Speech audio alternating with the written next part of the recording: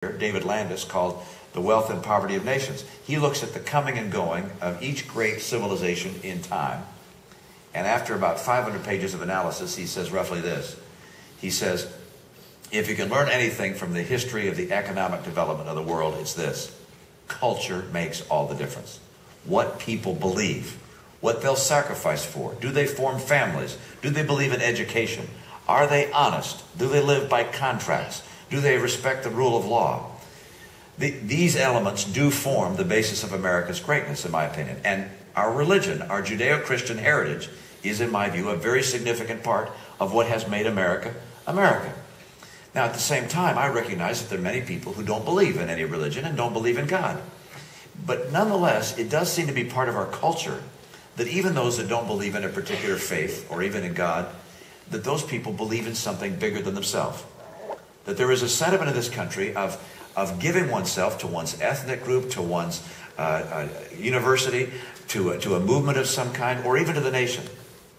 Patriotism is, in some respects, almost a form of faith. It's interesting. Politicians, for a long, long time now, have been appealing to one part of the American psyche, which is, what's in it for me? And make promises larger and larger of things they're going to do for us. And if people are giving out free money, Americans are happy to get in line. But there's another part of our psyche that's even more compelling, that too infrequently is appealed to by America's leaders. And that's our willingness to give and sacrifice for great things, like our country. When JFK said, ask not what the country can do for you, but what you can do for the country, the resounding feeling in this country was so overwhelming, such a desire to do so. It underscored that element that is so quintessentially American. And so I believe, in fact, yeah, Jeff, that religion is a major part of our society. And faith in something bigger than ourselves is a big part of what makes America, America. I hope we remain a religious nation. But I don't mean by that everybody has to believe as I do, or that religion should guide decisions on a political matter. I believe decisions should be made on the basis of their secular considerations and their societal considerations.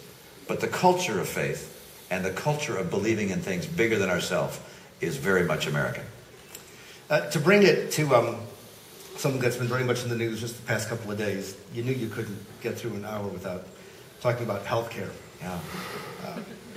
You write with great pride in the book about the health care law that you signed in Massachusetts in 2006. And you write, our reforms in Massachusetts didn't produce a perfect system, just one that was much better than what had been there before.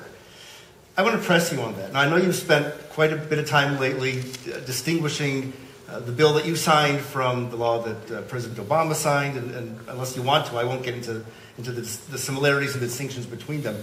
But the idea that things are much better in Massachusetts than they were before you signed that into law.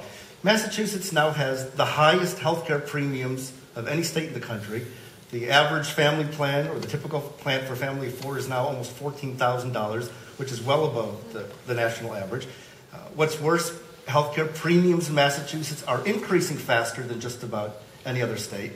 There's a lot of evidence now. There was a story in the Globe just a couple of days ago, but Harvard Pilgrim came out with a report months ago making the point that hundreds of people have been signing up for insurance right when they need it, just before they're about to have some expensive procedure, and then dropping it after they've gotten to the other side of that. An enormously expensive way of using health insurance. All of this is made possible now by the law that you signed. Has it really made things much better in Massachusetts? Now let's go back piece by piece. First of all, it's true that Massachusetts health insurance premiums are higher than that of the other states in the nation. And they were before the law, too.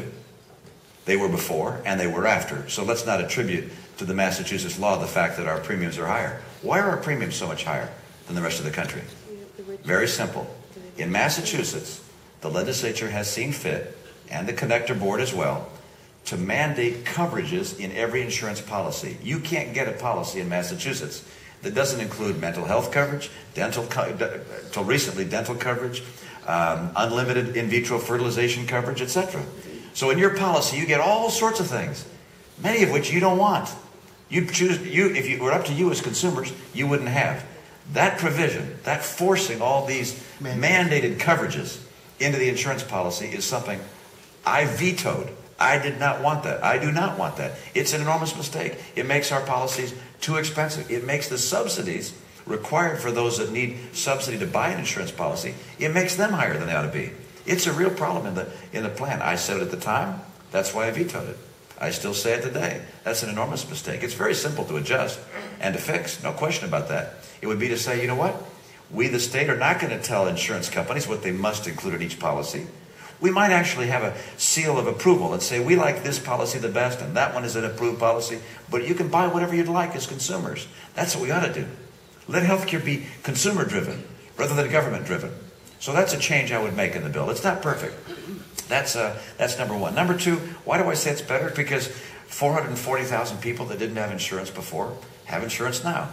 That's a good thing in my view. What we were seeing is a lot of people who were taking advantage of something that was very unfortunate. And that is they were going to the hospital even though they didn't have insurance, even though they could have afforded to have insurance. And when they got very seriously ill, let's say a heart attack or an accident of some kind, showing up and saying, hey, government, pay for me.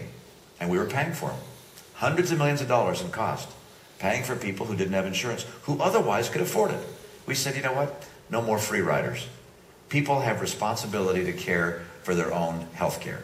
And we're not going to pass on to government the responsibility of people who can pay their own way. But the law that you signed does not even permit someone to make the decision to pay for their own health care out of pocket. You're now required to have insurance. Again, an error in the final law. The bill that I brought forward did have an opt-out. It said if people want to pay their own way, and if they can put to the side a $10,000 bond, that they have the capacity, therefore, to pay their own way, then they don't have to get insurance. I think that's a superior model. I think people ought to be able to opt out. I said that at the time. Again, I say it now. Now, as you know, in the world of politics, you don't get everything you want. There's some things that I wanted to put in the bill the legislature didn't put there. There are other things they put there that I vetoed. But we could improve the bill. The right thing, in my view, is to improve the bill and to make it work better for the people of Massachusetts. At the same time, I don't want to knock 440,000 people out of insurance that have it.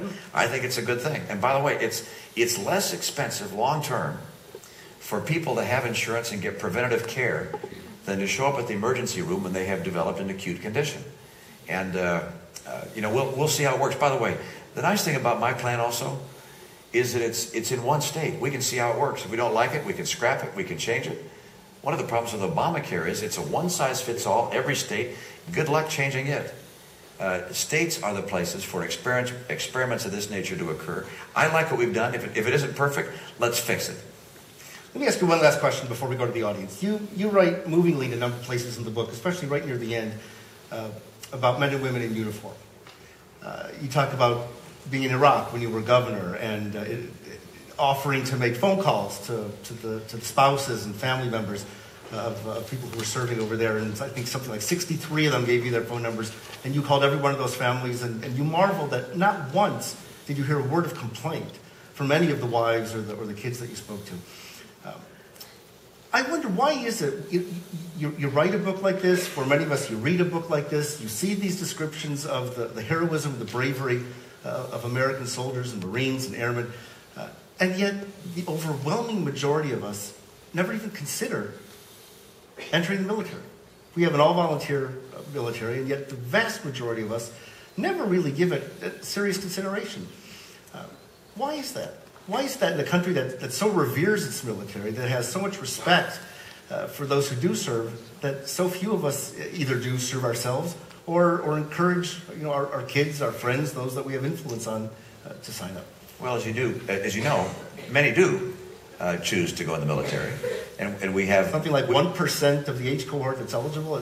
Well, we have 1.5 million people. It's a pretty good size military force, and people do consider that for a career. It's the idea of an all voluntary force is that people would choose that as a career and serve for several years. And if you'll speak, and you know this, as you speak with leaders of our military, they feel we have a superb fighting force, in part because people get extensive training and make that a career. And so it's an enormous advantage for this nation to have this kind of a skilled fighting force. Why don't more people consider it? Because there are a wide range of options. In my view, if we had an emergency that required us to have a much larger military, we'd be able to create it. Americans would step forward if that need were there.